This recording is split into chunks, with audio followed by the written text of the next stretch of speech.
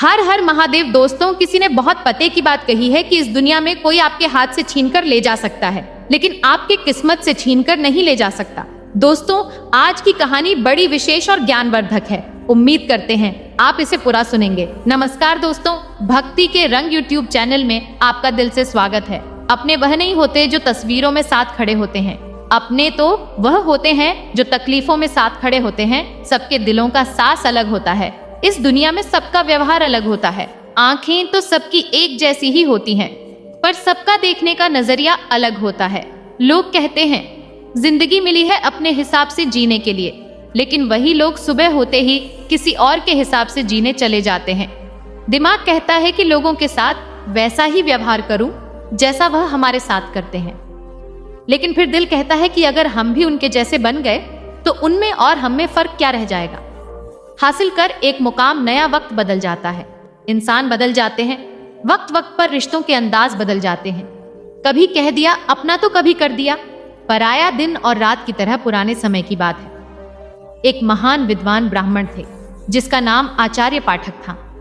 आचार्य के परिवार में सिर्फ वह, उसकी पत्नी और उनका एक छोटा बेटा था। आचार्य का अधिकांश समय अध्ययन और लेखन में ही व्यतीत होता।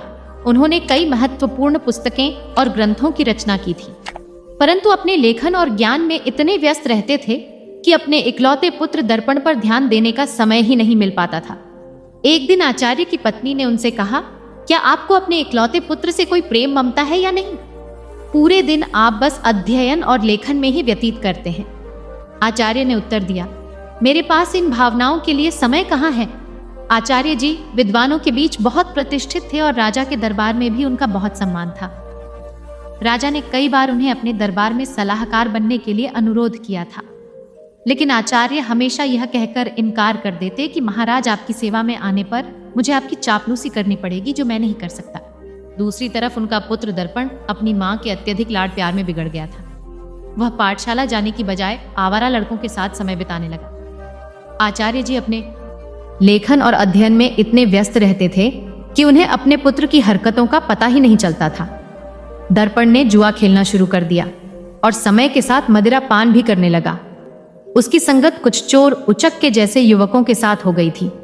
एक दिन की बात है, दर्पण अपने चोर दोस्तों के साथ मंदिर में चोरी करने के लिए जाता है, और जब वह तीनों मंदिर में चोरी कर रहे थे, तभी एक पहरेदार ने उन तीनों को सॉरी करते हुए पकड़ लिया और उसे पकड़कर सीधे राजा के पास ले गए और बोले, महाराज, यह लड़के मंदिर में चोरी करते हुए पकड़े गए हैं और इनमें से एक आचार्य जी का पुत्र दर्पण है। यह सुनकर राजा भी अचंभित रह गए कि ज्ञान और धर्म का उपदेश देने वाले आचार्य का पुत्र चोरी में शामिल है। राजा ने तुरंत एक सैनिक को आचार्य जी के घर पर सूचना देने के लिए भेजा। सैनिक ने जाकर कहा, आचार्य जी, आपका बेटा राजमहल में है, उसे मंदिर में चोरी करते हुए पकड़ा गया है। यह सुनकर आचार्य जी ने कहा, ओह, यह क्या, मेरे मुंह पर कालिक लग गई, अब मैं किसी को क्या मुंह दिखाऊंगा। उनकी पत्नी ने कहा, महाराज आपका बहुत सम्मान करते हैं, आप चाहे तो उसे माफी मिल सकती है। आचार्य जी ने उत्तर दिया, नहीं, मैं एक अपराधी की सिफारिश कर नहीं करूंगा, यह भी एक अपराध है। उसकी पत्नी ने धमकी दी, अगर आप राजा के पास नहीं जाएंगे तो मैं अपनी जान दे दूंगी। इस प्रकार आचार्य जी ने अपने सिद्धांतों के आगे झुकने से इनकार कर दिया, और यही उनके व्यक्तित्व की महानता को दर्शाता है। आचार्य ने भारी मन से कहा, ओह, तुम्हारी इस जिद की वजह से मुझे राजा के पास जाना ही पड़ेगा। पत्नी की बात मानकर अनिच्छा के बावजूद वे राजमहल पहुंचे। दरबार में उन्होंने राजा से निवेदन किया, राजन, मेरा पुत्र अभी नाबालिग है, उसे क्षमा कर दीजिए। राजा ने गंभीरता से जवाब दिया, यदि ऐसी बात है तो आपको राज दरबार में सभी के सामने मुझसे सार्वजनिक रूप से माफी मांगनी होगी, तभी मैं आपके बेटे को माफ कर सकता हूं।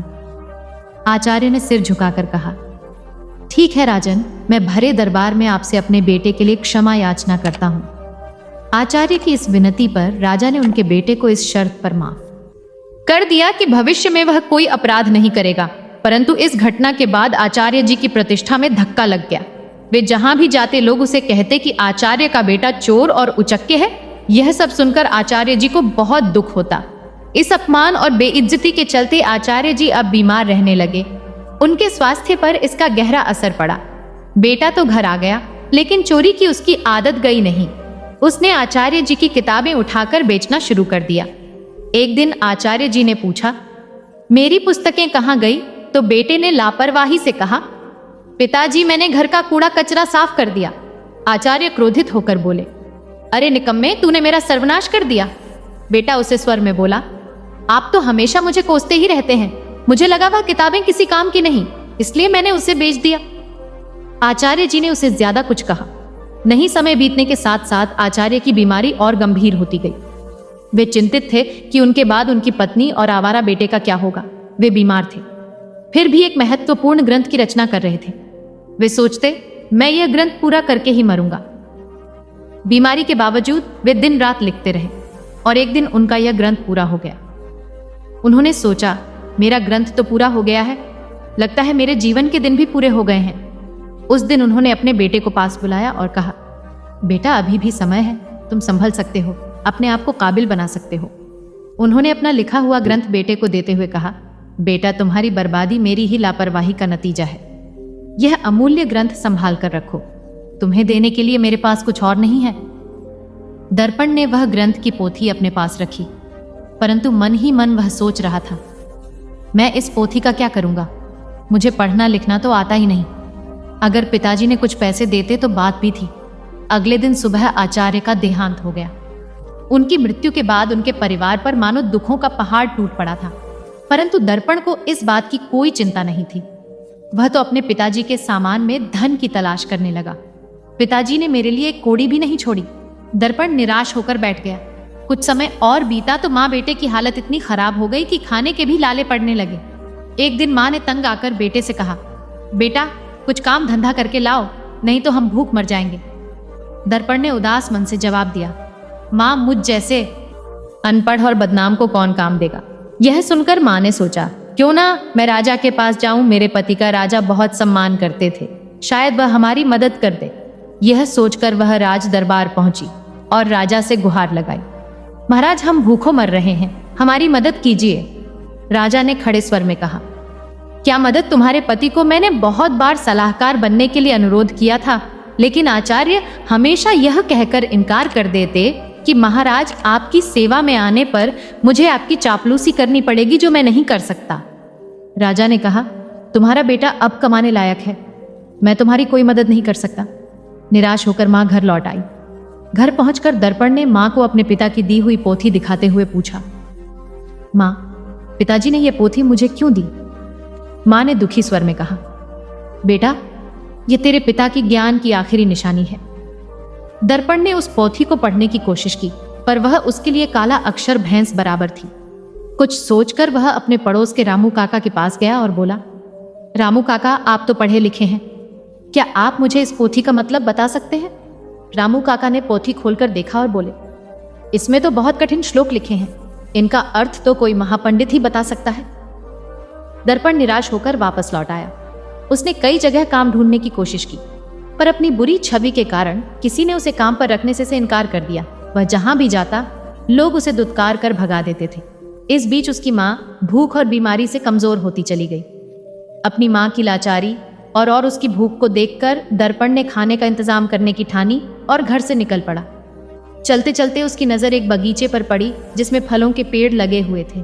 उससे रहा ना गया और वह बगीचे के अंदर चला गया। दर्पण ने जल्दी से कुछ फल तोड़े, लेकिन तभी बगीचे का पहरेदार वहां आ गया। सहयोग से वह बगीचा महाराज का था। एक बार फिर दर्पण को पकड़कर महाराज के सामने पेश कर दिया गया।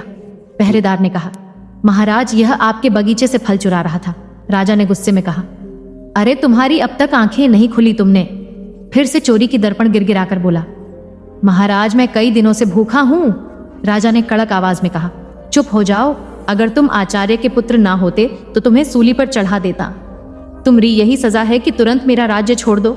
वह बेचारा कह भी नहीं पाया कि वह भूख से लाचार है। राज्य से निकाले जाने की सजा पाकर जब बेचारा दर्पण घर लौटा तो उसकी मां की मृत्यु हो चुकी थी, क्योंकि कई दिनों से उसने कुछ नहीं खाया था और उसे हमेशा चिंता सताती रहती कि मेरे जाने के बाद मेरे बेटे का क्या होगा। दुखी मन से उसने अपनी मां का अंतिम संस्कार किया और राज्य छोड़ने का निश्चय कर लिया। दर्पण ने अपने पिता की दी हुई पोथी को संभाल कर एक थैले में डाला और राज्य छोड़कर चल दिया। दोस्तों, जिंदगी के एहसास बदल जाते हैं जब कोई हाथ और साथ दोनों ही छोड़ देता है। तब कुदरत कोई ना कोई उंगली पकड़ने वाला भेज देता है। मुस्कुराकर चलते रहिए, मुंह पर कड़वा बोलने वाले कभी धोखा नहीं देते। डरना तो मीठा बोलने वालों से चाहिए, जो दिल में नफरत पालते हैं और समय के साथ बदल जाते हैं। नामुमकिन कुछ भी नहीं है। हम वह सब कर सकते हैं जो हम सोच सकते हैं, और वह सब सोच सकते हैं जो हमने कभी नहीं सोचा कि सब कुछ संभव है। हर कोई कहता है कि ईश्वर नजर नहीं आता। सच तो यह है कि जब संकट में कोई साथ नहीं देता तो वही नजर आता है। सहारे इंसान को खोखला कर देते हैं और उम्मीदें कमजोर कर देती हैं। अपनी ताकत के बल पर जीना शुरू कीजिए। आपका खुद से अच्छा साथी और हमदर्द कोई और नहीं हो सकता। यकीन जानिए, अगर आप हारना सीख लेंगे तो जीत रोती पीटती आप चली ही आएगी। वक्त आपका है, चाहो तो सोना बना लो, चाहो तो सोने में गुजार दो। अगर आप जानते हैं कि आप सच में सही हैं तो लोगों को जो चाहे कहने दो। फिर पीठ पीछे आपकी बात चले भी तो घबराना मत, क्योंकि बात उन्हीं की होती है जिनमें कोई बात होती बढ़ते रहे। कदम बस मंजिल की ओर, कुछ मिले ना मिले। तजुर्बा तो नया होगा। भूमि पर फल के लिए श्रम सबको करना पड़ता है। परमात्मा सिर्फ लकीरें देता है, उसमें रंग हमको भरना पड़ता है। दर्पण चलते चलते वह एक घने जंगल में पहुंचा और सोचा, यही फूल फल खाकर गुजारा करूंगा। वह एक पेड़ के नीचे बैठ गया और अपने पिता की पोथी को खोलकर फिर से पढ़ने की कोशिश करने लगा। शायद इसमें छिपे ज्ञान से मेरे दुखों का अंत हो जाए। बेचैनी में वह पोथी के पन्ने पलट रहा, लेकिन उसे कुछ समझ नहीं आ रहा था। उसने सोचा कि काश मैं पढ़ पाता। पिताजी ने मरते वक्त कहा था कि यह ग्रंथ अमूल्य है। अचानक हवा का एक तेज झोंका आया और पोथी में से कुछ पन्ने उड़ गए। दर्पण ने उन पन्नों को पकड़ने की कोशिश की, पर वह असफल रहा। वह सोचने लगा, पता नहीं कितने पन्ने उड़ गए हैं। उसने पोथी को वापस बंद किया और आराम करने के लिए पेड़ के नीचे सो गया। उसी जंगल में एक युवराज शिकार खेलने के लिए भटक रहा था। हवा में उड़ता हुआ पोथी का एक पन्ना उसके हाथ लग गया। उसने उसे देखा और पढ़ने लगा। किसी ने सुंदर हस्तलिपि में संस्कृत का श्लोक लिखा है, किंतु मैं संस्कृत नहीं जानता। कुछ सोचकर युवराज ने वह पन्ना अपनी जेब में रख लिया और शिकार की तलाश में आगे बढ़ गया। तभी उसकी नजर एक हिरण पर पड़ी और वह उसका पीछा करने लगा। हिरण अपनी जान बचाने के लिए एक प्राचीन मंदिर की दिशा में भागा और युवराज उस प्राचीन मंदिर में दाखिल हो गया। जंगल के बीच में ये एक प्राचीन मंदिर था, जहाँ कुछ वनवासी पूजा कह रहे थे। उनका पुजारी कह रहा था, भाइयों, देवी को प्रसन्न करने के लिए हमें नौजवान युवक की बलि देनी होगी। तभी युवराज ने मंदिर में प्रवेश किया। वनवासियों ने उसे देखा और बोले, पुजारी जी, संयोग की बात है, युवक भी आ गया, क्यों ना इसी की बलि दे दी जाए। यह सुनकर युवराज सोच में पड़ गया। अगर मैंने इन्हें अपना असली परिचय दे दिया तो यह मुझे अवश्य ही बलि पर चढ़ा देंगे, क्योंकि यह शत्रु देश के राजा का है। वनवासियों ने युवराज को रस्सी से बांध दिया। तब युवराज ने कहा, पुजारी जी, मैं एक नीच कुल की संतान हूँ। मेरी बलि देने से देवी अपवित्र हो जाएंगी। पुजारी ने हंसते हुए सख्त स्वर में कहा, अरे, देवी को बलि चाहिए, उन्हें ऊंच नीच से कोई मतलब नहीं है। युवराज अपने जीवन से निराश हो गया और सोचने लगा, झूठ बोलकर भी मैं अपने प्राण नहीं बचा पा रहा हूँ। जब उसे बलि के लिए लाया गया तो उसने कहा, भाइयों, बलि पर चढ़ाने से पहले मैं अपनी एक अंतिम इच्छा पूरी करना चाहता हूँ। मेरी जेब में एक भोजपत्र है, क्या कोई उसे पढ़कर उसका अर्थ बता सकता है? मेरी यही अंतिम इच्छा है। पुजारी ने कहा, अवश्य लाओ, मैं तुम्हें उसका अर्थ बताता हूँ। पुजारी ने उस ग्रंथ के पन्ने को अपने हाथ में उठाया और कहने लगा, इस भोजपत्र पर 2 श्लोक अंकित हैं। पहले का अर्थ है, एक झूठ कई झूठों को जन्म देता है और झूठा व्यक्ति अंततः मुसीबत में फंस जाता है। दूसरे श्लोक का भावार्थ है, किसी के प्राण लेना सरल है, परंतु किसी को जीवन देना अत्यंत कठिन है। युवराज ये सुनकर फूट फूट कर रोने लगा। पुजारी ने उससे पूछा, तुम रो क्यों रहे हो? युवराज ने रोते हुए कहा, यह दोनों श्लोक मुझ पर ही लागू होते हैं। यह सुनकर वनवासियों को अपनी गलती का एहसास हुआ। उनमें से एक आगे बढ़कर बोला, पुजारी जी, यह युवक सच कह रहा है, हमें इसे जबरदस्ती बलि पर चढ़ाने का कोई अधिकार नहीं है। तब वनवासियों ने युवराज को मुक्त कर दिया। पुजारी ने कहा, जाओ नौजवान, इस श्लोक ने हमारी आंखें खोल दी हैं। हम आज के बाद देवी को किसी जीव की बलि नहीं चढ़ाएंगे। युवराज, जिसका नाम दुष्यंत था, उसने उनका धन्यवाद किया और महल की ओर चल दिया। लौटते समय वह विचारों में खोया हुआ था और सोच रहा था, यह भोजपत्र कितने अनमोल है, इन्होंने मेरे प्राण बचाए। हो सकता है ऐसे सुंदर उपदेशों वाले और भी पन्ने हों। महल वापस पहुंचकर युवराज ने अपने पिता के चरणों में प्रणाम किया और कहा, पिताजी, आपने मुझे शिकार खेलकर जीवों की हत्या करने से मना किया था।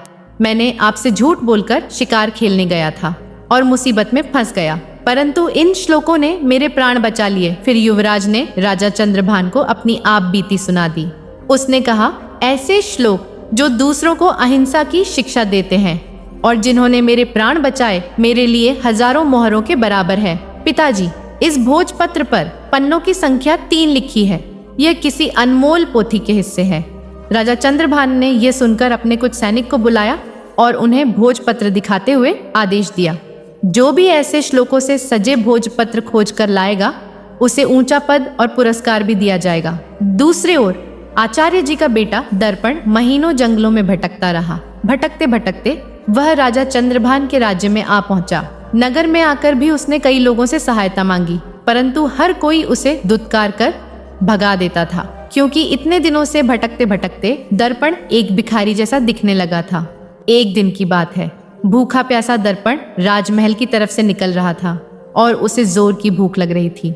वह सोचने लगा कि अब भूख के मारे उसकी जान निकली जा रही है। तभी अचानक राजमहल की रसोई से खाने की महक उसकी नाक में आ गई। अनायास ही वह उस मोह सुगंध की ओर खींचता चला गया और सीधा रसोई घर में जा पहुंचा। वहां जाकर उसने रसोइये से कहा, भाई, मुझे 2 रोटी दे दो, बहुत भूखा हूँ। रसोइये ने उसे दुत्कारते हुए कहा, जा भाग यहाँ से। लेकिन दर्पण की भूख इतनी बढ़ चुकी थी कि उससे सहन नहीं हो रही थी।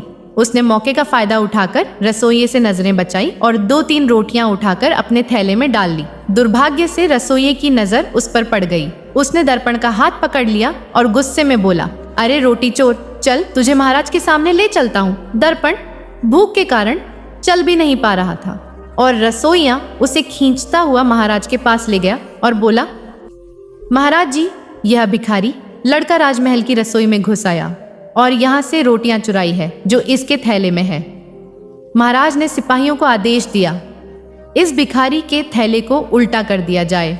एक सिपाही आगे बढ़ा और दर्पण का थैला छीना और उसे उल्टा कर दिया। थैले से रोटियों के साथ साथ वह ग्रंथ भी निकल आया जो दर्पण के पिता ने लिखा था। उसी समय युवराज भी वहां से गुजर रहे थे, तो ग्रंथ को देखते ही युवराज की आंखें चमक उठी। उसने तुरंत ग्रंथ को उठा लिया और खुशी से चिल्ला उठा, अरे यह तो वही अनमोल पोथी है जिसकी हमें महीनों से तलाश थी। फिर युवराज ने दर्पण की ओर देखा और आदर पूर्वक अपने सिपाही को कहा, इस धनवान लड़के को सम्मान से बिठाया जाए। फिर उस लड़के को एक सिंहासन पर बैठाया गया।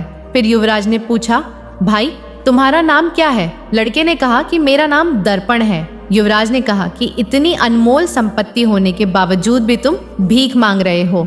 मैं इस पोथी के लिए तुम्हें 5000 स्वर्ण मुद्राएं देने को तैयार हूँ। दर्पण यह सुनकर एकदम असंत रह गया और बोला, क्या कहा? 5000 स्वर्ण मुद्राएं कम नहीं है महाराज। मैं सोच रहा था कि लाखों की संपत्ति रखते हुए भी मैं भूखा मर रहा था। फिर उसने कहा, मित्र, इस पोथी के वचनों ने सदा मुझे पतन के गड्ढे में गिरने से बचाया है और मेरे प्राणों की रक्षा की है, लेकिन मेरी आंखें बार बार ठोकर खाकर भी नहीं खुली। युवराज ने पोथी खोली और दर्पण को पहले और दूसरे पन्ने की श्लोक सुनाने लगा। उसने लिखा था कि अविद्या सारे कपटों की जननी है और संकटों में ही अपने और पराई की पहचान होती है। दर्पण ने कहा, सचमुच अविद्या ने ही मुझे दर-दर का भिखारी बना दिया। अगर मैंने बचपन में ही विद्या ग्रहण की होती तो आज मैं भी अपने पिता की तरह एक विद्वान होता। युवराज ने कहा, भाई दर्पण, अपनी पोथी का यह मूल्य स्वीकार करो। और यह कहते हुए उसने स्वर्ण मुद्राओं की थैली दर्पण को थमा दी।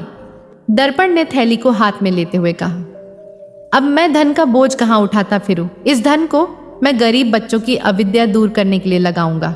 युवराज ने कहा, मित्र, अब तुम एक भिखारी नहीं रहे, तुम तो अब महान धनवान हो गए हो। दर्पण सोच रहा था, काश यह समझ मुझे बचपन में ही आ गई होती तो शायद मेरे माता पिता आज यहाँ होते।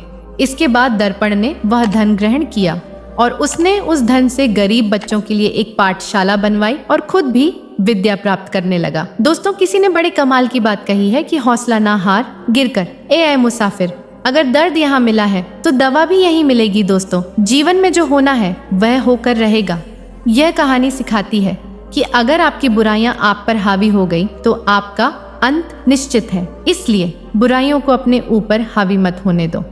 आशा है यह कहानी की सीख आपको पसंद आई होगी। साथ ही इस कहानी को सुनने के लिए आप सभी दोस्तों का धन्यवाद। और साथ ही अगर आपने अपने भक्ति के रंग चैनल को सब्सक्राइब नहीं किया है तो कृपया कर चैनल को लाइक, शेयर और सब्सक्राइब जरूर करें। दोस्तों, मिलते हैं अगली वीडियो में। आप सभी खुश रहे। हर हर महादेव।